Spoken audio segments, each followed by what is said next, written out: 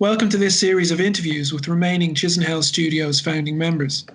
These interviews will form an audio archive illuminating Chisenhale Art Place's archive of photographs and is part of our commemoration of the 40-year anniversary of Chisenhale Art Place.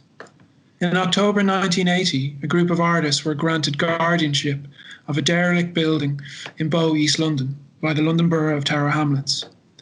In return for the use of the building and cheap rent, the artists were charged with the repair of the building in order to create affordable individual artist studios, a dance space, gallery, and an educational programme for the local community. The image on screen depicts those very early days in 1980, shortly after work had begun. This interview is with interdisciplinary artist and founding member John Fuller. The image on screen is titled Leighton Moss, number 6. John has had a long career exhibiting widely at the Institute for Contemporary Art London, Centrepoint London, the National Exhibition Centre Birmingham, and the Crypt London. John's tenure as chairperson of the AAC, the Artist Advisory Committee, for 12 years from 1984 is testament to his commitment to Chisenhale Studios. The image on screen is Personage, which was made in 2020. John has very kindly selected a series of images from the Chisenhale archive to discuss his memories of the early days of Chisenhale Art Place. The first of which is an image depicting Butlers Wharf warehouse on the south bank of the River Thames, which is where I believe many of the founding members first met each other. John, is that correct? Yes, that is correct. In those days, the buildings were occupied in a sort of piecemeal way through subletting. The actual organisation was very haphazard, and though we thought we were legit, it did turn out in actual fact that there were some legal implications to us using that space. However, it all became resolved when the area got developed by Terence Conran and turned into luxury accommodation, which remains to this day. And when I say remains to this day, that's the exterior shell of the building is listed, so it can't be knocked down. But all the interior space has been altered. Though I've not actually been inside to see it, it forms a very expensive accommodation for those that can afford that sort of thing. Because it is remarkable. The studio I occupied with one other person who shared the space, Diane Livy, literally looked out over the water onto the Thames, and there was Tower Bridge. So you couldn't have got a more spectacular view than that. And if you went to the top of the building, Shad Thames, Butlers Wolf, flat roof, of course, you had a fantastic panorama of London and a marvellous location to photograph things, mostly in those days sculpture. So that all worked very well. But it wasn't until we had to look for alternative accommodation that the group of artists who, in their vicarious ways, were occupying the building, came together and got to know each other and formed ourselves into an association, which I think originally was called the Butlers Wolf Association or something. I can't remember. Morris Ages, who was a member in those days, sadly no longer with us, I think was responsible for naming it. Basically, we organised ourselves into teams, search and research, and looking for alternative accommodation, and found Chisenhale Works, which by that stage was had been a building that had been left empty for over 7 years or so, and as a result had been vandalised and needed an awful lot of work doing to it to make it watertight and weatherproof. It was part of our plan when we negotiated with the council to do just that. There was a list of building regulations to which we conformed. Then it was organisational until we started to occupy the building in a physical way by actually building the studio spaces. But that didn't happen until a year or so after we had originally found it. We formed ourselves as a charitable company by setting up a board of directors and trustees. And to that end, we were very, very successful. In those days, it wasn't so difficult to become a charity. Without charitable status, there was no way we could afford the ground rent on what was always, and still is, classified as an industrial building.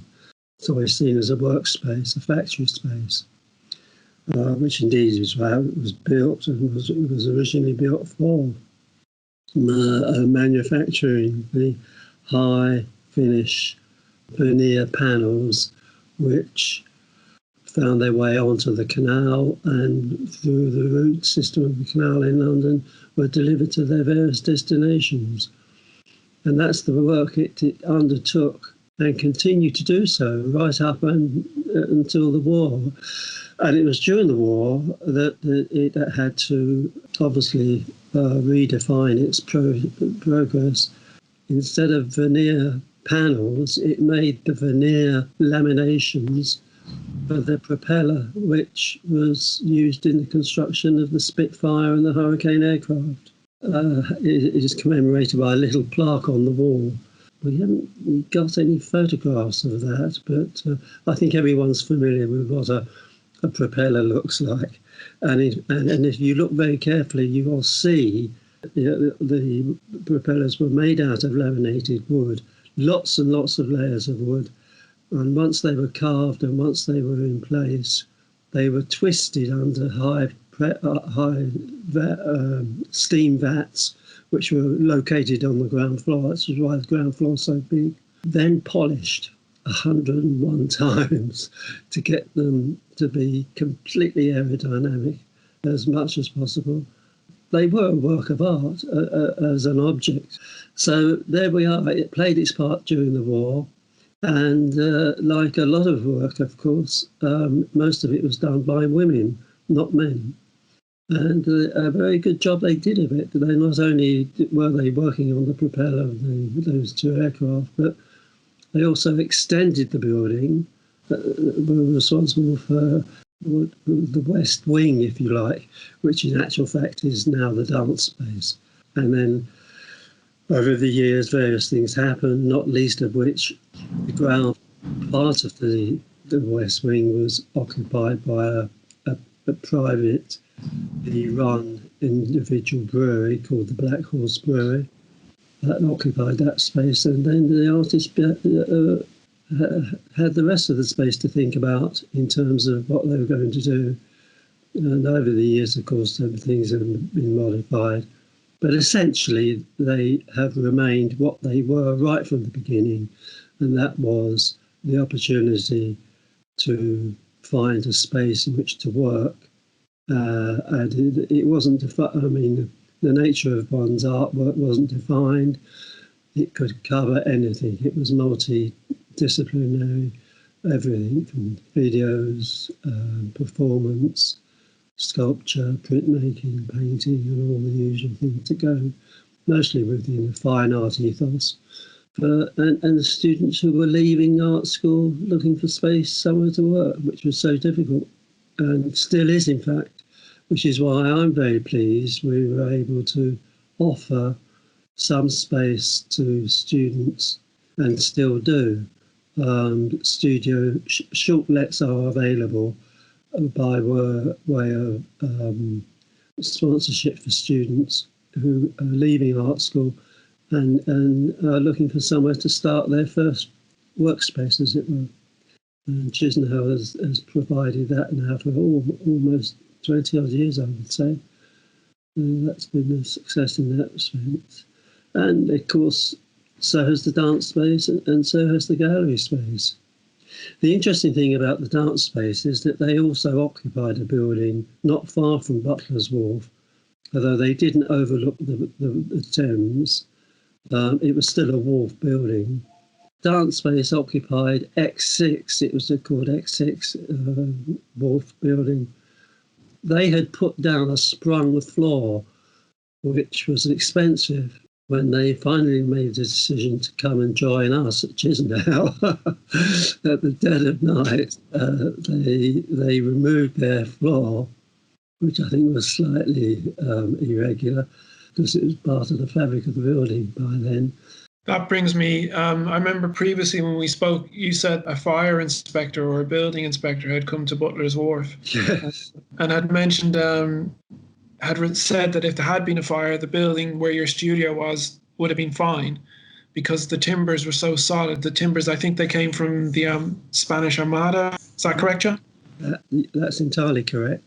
They were salvaged from ships that sailed in the Spanish Armada at one time or another, and these were pieces of oak, solid pieces of oak, 2 foot, some of them square, and he explained, I mean, the reason for his visit was a fire we had in the building, and that was the turning point. Basically, the writing was on the wall when they saw how the building was being used without any proper means of egress in case of a fire. There was no way we could continue to stay there. And he said, but in any case, he said, if there was a fire, he said, at least the building wouldn't collapse. He said, because all that happens in the high temperatures of a fire to those pieces of oak, because they're so dense, all that happens is the outside gets charred and the inside remains intact, and consequently, so does the building. Unlike, he said, the one over the water, and he pointed to the Taylor Woodrow building, which was made of steel and had been rebuilt after it had suffered a fire. And he said that the building collapsed because when the steel girders got to a certain temperature, they twisted, buckled, and weren't able to support things. It just goes to show that something of the history. I like to think that safeguard was in place as a result of the workmanship that originally went into their manufacture.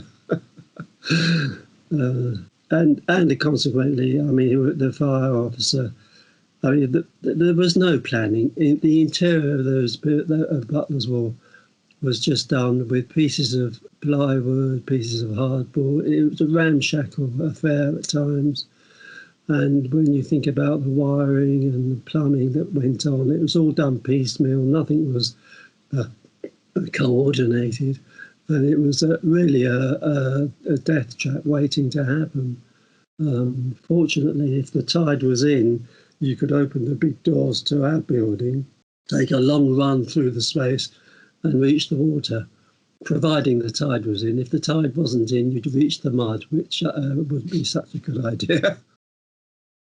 So the next image that John has very kindly selected is actually the image that is used as a title image for this series of interviews, and it's a section of a contact sheet which depicts the building in the very early days with broken windows, a gallery space which looks very dark and murky, and a number of what I imagine to be artists literally carrying out the painstaking work of replacing individual panes of glass, I think on the first floor.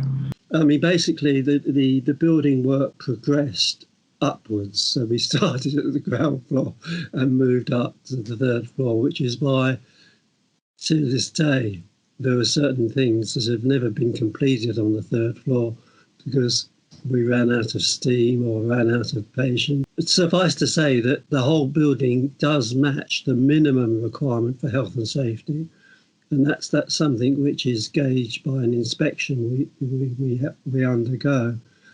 I mean, it's amazing. I would never have believed it, but when you go around the building, the doors that separate one half of the corridor, fire doors in fact, all the stoppings, that's the frame that holds the glass in place, has to be in place with a number of screws, and the distance between those screws is laid down by rules and regulations concerning the fire regulations.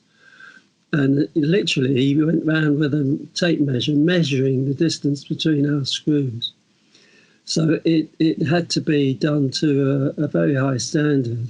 But there are other things which weren't so critical, like tying in some of the brickwork, which didn't always reach the top of the building. But you can see from this picture you've chosen now, member artists, there were certainly all artist members working on replacing the broken panes of glass. And I'm glad to say that glass, again, along with some of the other materials that we worked with, was something we were given as a job lot by a company who had no use for them and said, well, look, can you use a pane of glass that's slightly, they need to be cut down a little bit. But we said, yes, sure, we can use them. And so they provided us with the glass that we needed. All we had to do is pay for the putty. And the other shot of the ground floor shows, I think, after it had been cleaned, because you probably heard about the pile of old shoes that had been used, were stored, in fact, for some reason, in the empty space on the ground floor. And someone at some stage decided to set light to them. The fire that ensued, although it didn't damage the building, because all that part of the building is solid cement, which again was very good protection. It did char the roof and the walls, and it's a tall ceiling, so it meant getting scaffolding up to each part of the roof, the ground floor, and get rid of all this mess. It was a hell of a job. And then it became the kind of ground for the building works, where the cement was mixed and then taken to wherever it was needed on each of the floors as they progressed. And all the brickwork, in fact, the interior brickwork, comprises breeze block, which are large blocks of fairly soft material that can be cut with a handsaw. So that was a job that lent itself to quite a lot of people's practical skills. The more difficult jobs, like the wiring, the electricity, that sort of thing, we had to contract out. Again, we still got help, and my father was responsible, because he was an electrician, he was responsible for drawing the electrical diagrams to wire each of the floors. And then there was the whole saga with the fire escape that runs on the outside of the building, which is quite a visual feature for the dance space.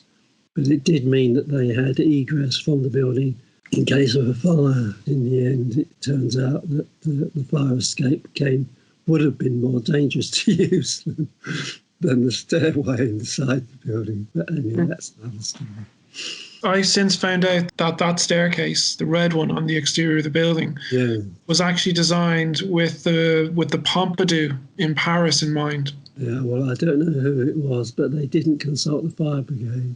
Originally, it didn't have a cover, so they had to put a cover over it. The fire brigade said, well, you can't have a fire escape that isn't covered in some way. And then, of course, it needed upkeep, and a lot of it became very rusty very quickly. In the end, it got shut and locked, and it's never been used. It definitely has visual impact. Yes, it's become a feature. You recognise the building very much by the rusty colour of the fire escape. I seem to remember in a previous conversation you mentioned about you had quite an interesting architect helping you all at the beginning who had some very interesting plans for the gallery. Max Hutchins, who was the president of the Royal Society of British Architects. We used to go along to meetings with him and listen to him. He always came up with a new plan for something or the other. And I remember one idea was to turn the whole of the ground floor into a drive-in gallery, which would mean you got off-street parking, but it meant that you could drive in through the great big entrance, go round and see the art on the walls, and come and exit again through the same entrance, because it'd be big enough, or be made big enough to be able to do that. He said it'd be the first drive-in gallery, and he got so enthusiastic about it. And then when that idea started to wane, he came up with an idea of a cantilevered bridge between us over the canal to the other side. He was quite serious about things, but we knew, well, for a start, I mean, funding for this kind of thing was never going to be possible. So, yeah, we had one of his, the people, a young student, a graduate who was working for him at the time, called Rod Springett. He was generous in many ways, Max, not only of his time. I mean, he never billed us for the time and consultation. And he also let us use Rod, his apprentice, young apprentice.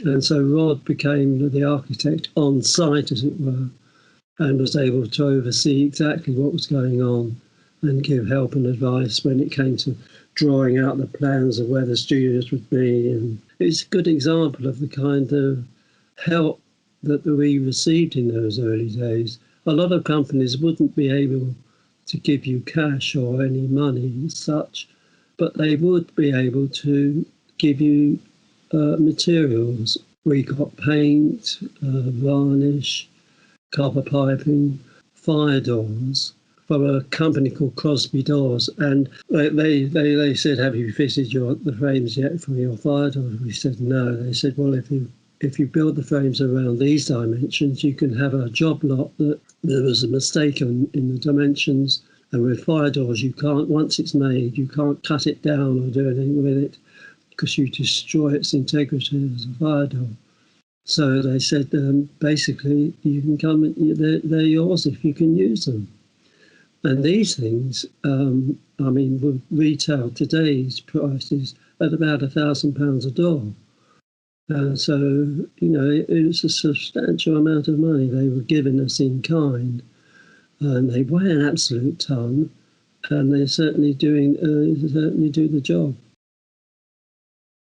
The next image that John has selected is a ground floor space which has since become Chisenhale Gallery during the building renovation.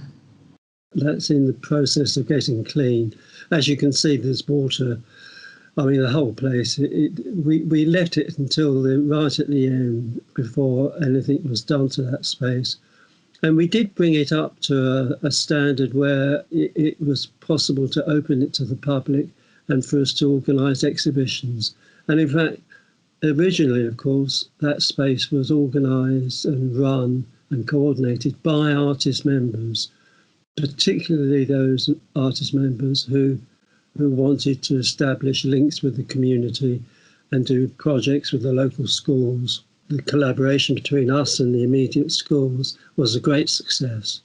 And they produced, there was one map project where they reproduced the whole area, built the whole area like a little model town out of cardboard boxes.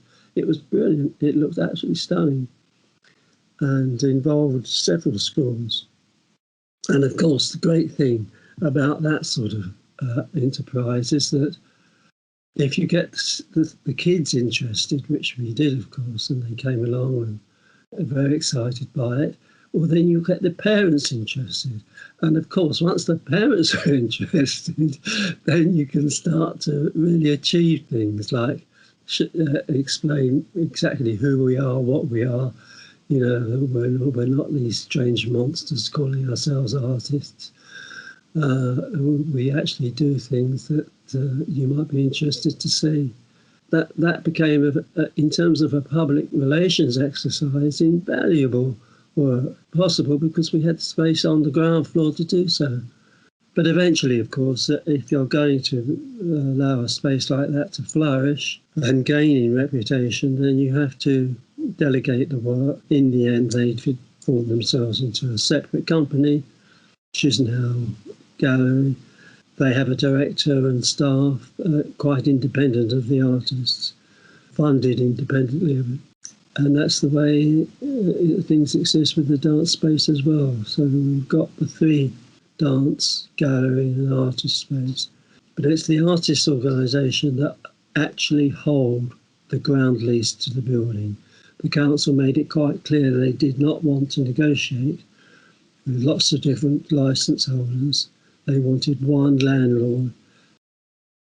So the next image that John has selected appears to be perhaps on the first floor and depicts two individuals who seem to be measuring breeze blocks. That's entirely correct.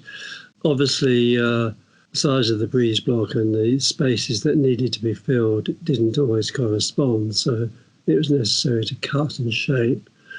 And in actual fact, if you look carefully on the left-hand side, you can see the wall progressing, a wall that forms part of the corridor which separates the front of the building from the back of the building. The corridor had to be a certain dimension, and fortunately there were enough pillars, brick pillars, which were the part of the original structure, for us to build around those, which was done wherever it was possible to do so. And you can see them all piling up. Well, I think there'll be another photograph of the machine. That's it.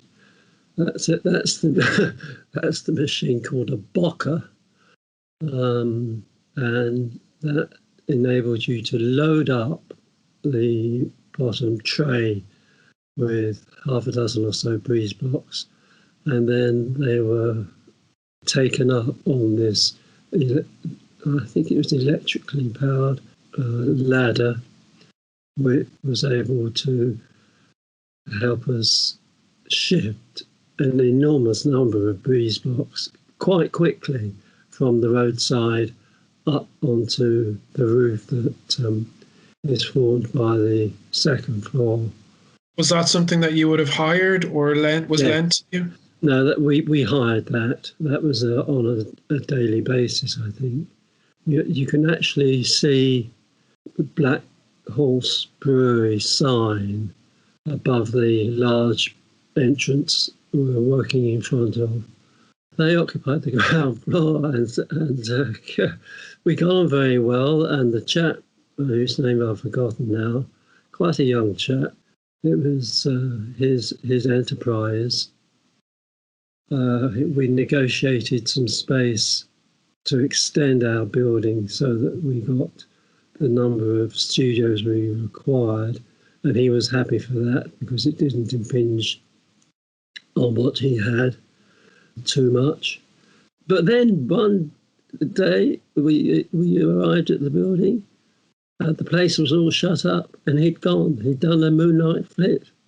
As far as the council were concerned, the building was condemned as derelict. It had been left empty. Vandals had got in, and so they were only too pleased that something was being done to it.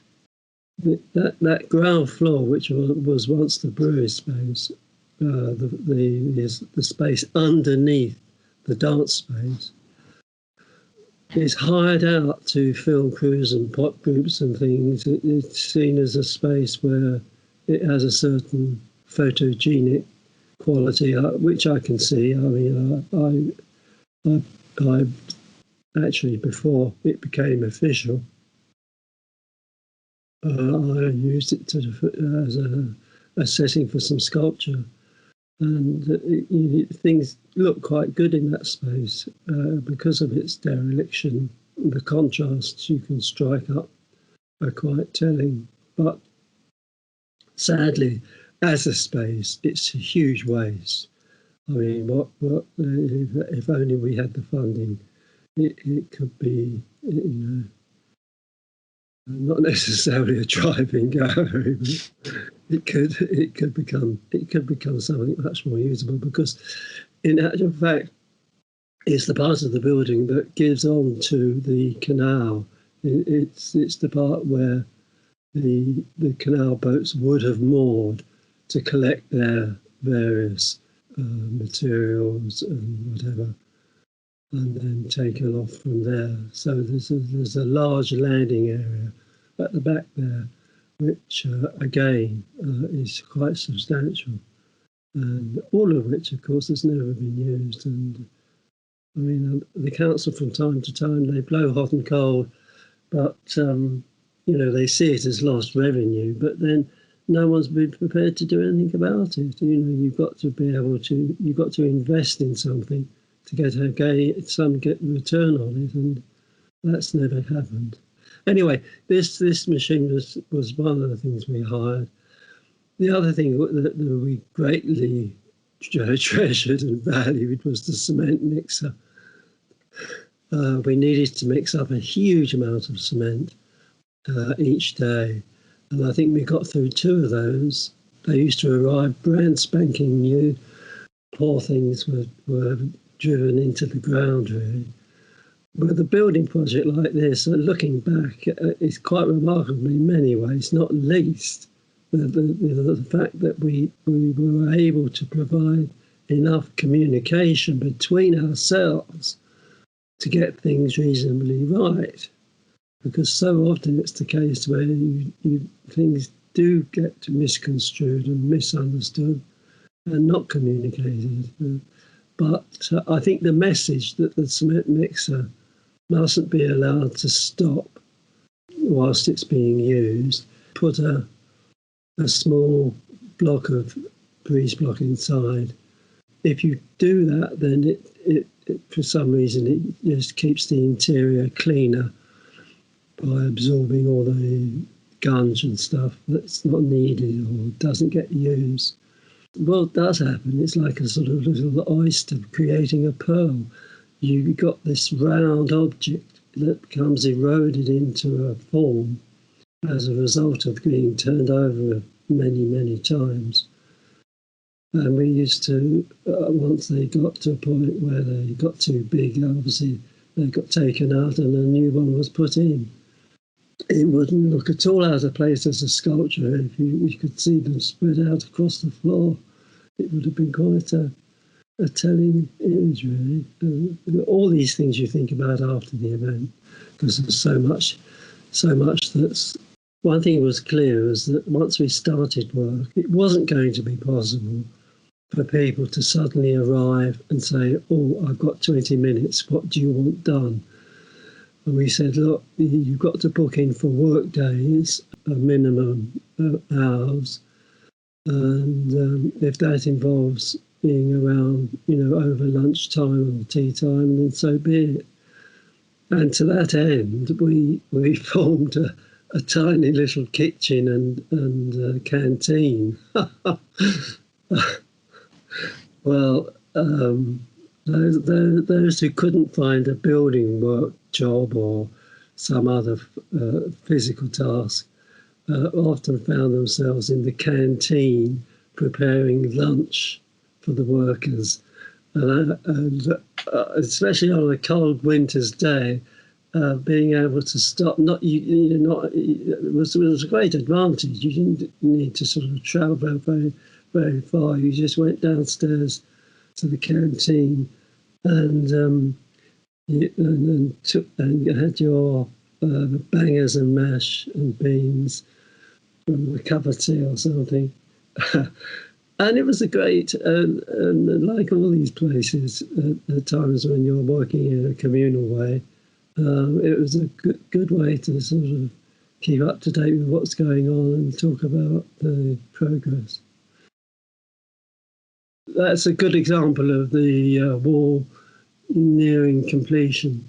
And I think I mentioned before, when it reaches the top of that lintel that goes across the ceiling, that's a reinforced concrete J, and it's absolutely dickens of a job to drill into because it's so tough.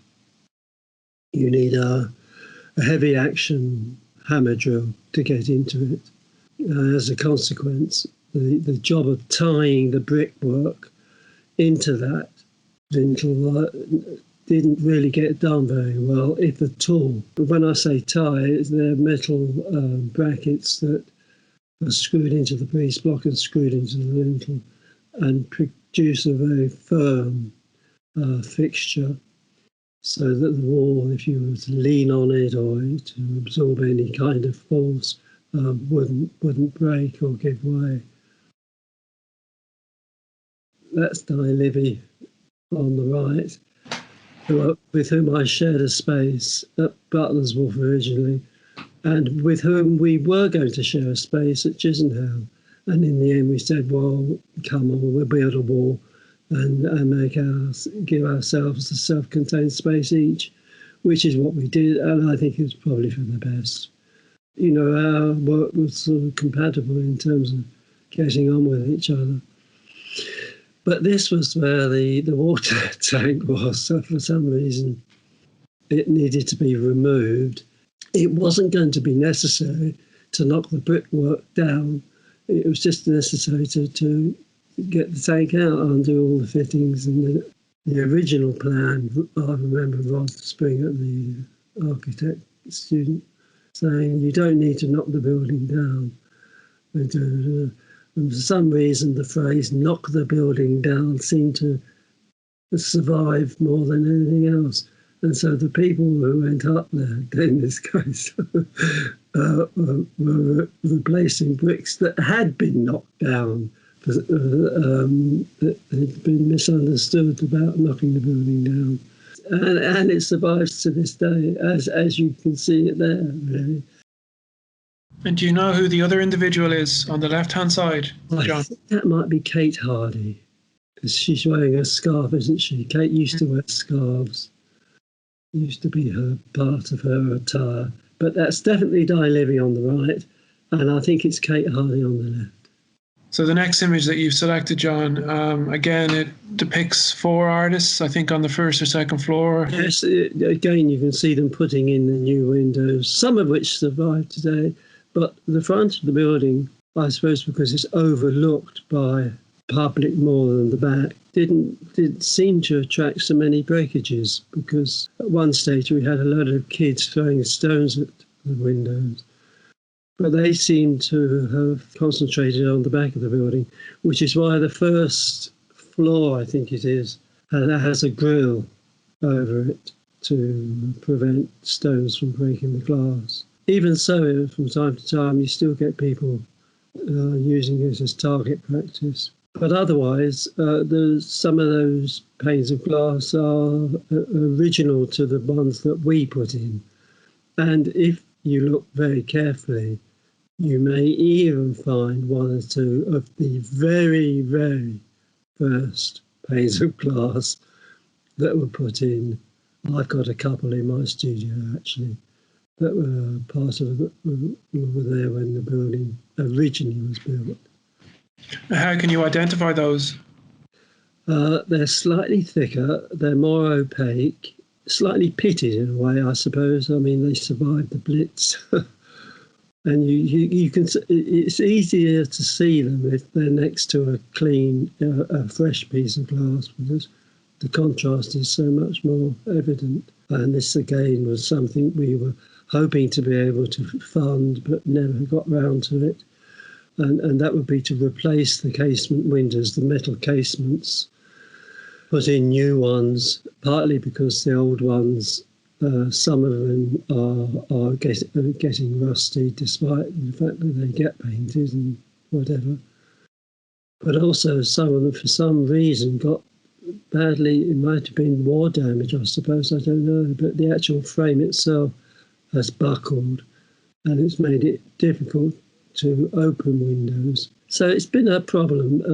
I think if one, could find a very rich benefactor to leave us £1.5 million in their will to replace all the windows of Chisenhale, the building would look so different.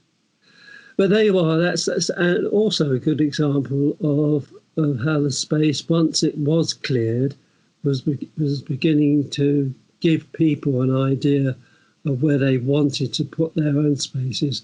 We used we just used a piece of chalk and drew on the floor what size you wanted. I think over the years, those people who originally were a bit over-ambitious in the amount of space they needed and could afford have had the studios subdivided into smaller spaces. Whereas Di and I, when we were doing ours, although they were quite large spaces, we said, look, there's no point in us taking on huge space. It's going to get more and more expensive. Better that we take on something that we can afford and continue to afford. And I think in looking back, we did the right thing because neither of us needed to subdivide our space and sublet. Because again, that has to be done within the building regulations. And you see, if you let artists, if you give them carte blanche in an empty space with pieces of plywood and chipboard, the standard to which these things are done leaves something to be desired at times. From speaking to Nigel O'Neill, he worked out the width of the studio, the minimum amount of distance required so that he could stand back and photograph a painting on one of the walls. Oh, right. So it was based on, the dimensions was purely based on how much space the minimum space he needed to photograph something on a wall. But I've since found out about his coffins. Do you know about these? The storage. He's got well, John George describes them as his coffins. They're he has these storage boxes that he puts his work into. Yes, I know. I said to him, Nigel, what happens if you want to look at that piece that's right at the bottom there? And he looks and grunts in one of his characteristic ways. Just to say, well, I never will want to look at that piece down there. But that's the problem. You've got to. I'll tell you what you might not have ever seen. Sadly, he's no longer alive. But when Carl Plackman got to Nigel, Carl was quite remarkable, a remarkable artist in his own way. He was quite remarkable in the way in which he designed. Every single piece of sculpture he made was designed to come apart and to be stacked, which then found a home for itself in another stacking arrangement somewhere in the studio. I said to him once, I said, Carl, entering your space is like the TARDIS. I said, you think it's only this size, and then suddenly you realise it's that size, and then it's that size, and then it's bigger, and then it's bigger. And he went, oh, no. And it was quite an achievement to have got as much as he did without diminishing the amount of space he required to actually work. That in itself, I think, was quite an achievement. And when, sadly, after he died, his widow, Jane, came to empty his studio, she couldn't believe it. And I said to her, I said, I think you've got to be prepared for a few surprises. I said, because I can tell you now, things have gone into that studio. They've never come out again. And goodness knows where they are. And it doesn't seem to matter how much he keeps putting in there. It never seems to fill up. I don't know what he's done with it. And when you look at he documented everything, so that a lot of his work is about assemblage and installation and so on. But everything would get documented and photographed and recorded, so that he knew exactly what belonged to what and how it should be and where it should go. And of course, when you see his work in an exhibition, it looks in, all this work, Carl, you wouldn't believe that it all got made in such a tiny little space, and also was able to be stored there. So he actually wins the prize, I think, for effective storage space. Other people, John George is a classic case of things sort of arrive and they don't really travel very far from where they're put when they first arrive. So he's got things that will never be shifted. I suppose I can't talk. I've got a press, an etching press, although it comes apart. But This is the trouble with sculpture. You often got pieces of machinery and equipment that you can't put in your pocket. You can't suddenly. Well, in the end, I used to say to students, I said, "One golden rule: if you're making sculpture, first of all, never make anything you can't carry yourself, and make something which you can get through the door, and the door that you'll need to go through at the other end." If it doesn't conform to those two standards, don't make it. Yeah, Ingrid said that all the paintings she made, when she was working on large canvases, the canvas size was the huge canvases. Yeah, but it was all the size that she worked with. They had to be able to fit diagonally through the doorway to get into the studio.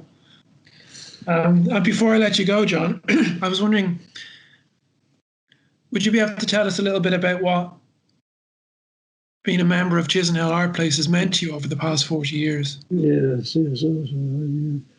Well, the obvious thing and the most important thing is it's provided me with a space in which to continue my own work, which one does, and to a large extent in my case, and to most people's extent, solitary. I mean, we're not rich enough to be able to afford teams of assistants and workmen, so you're working on your own.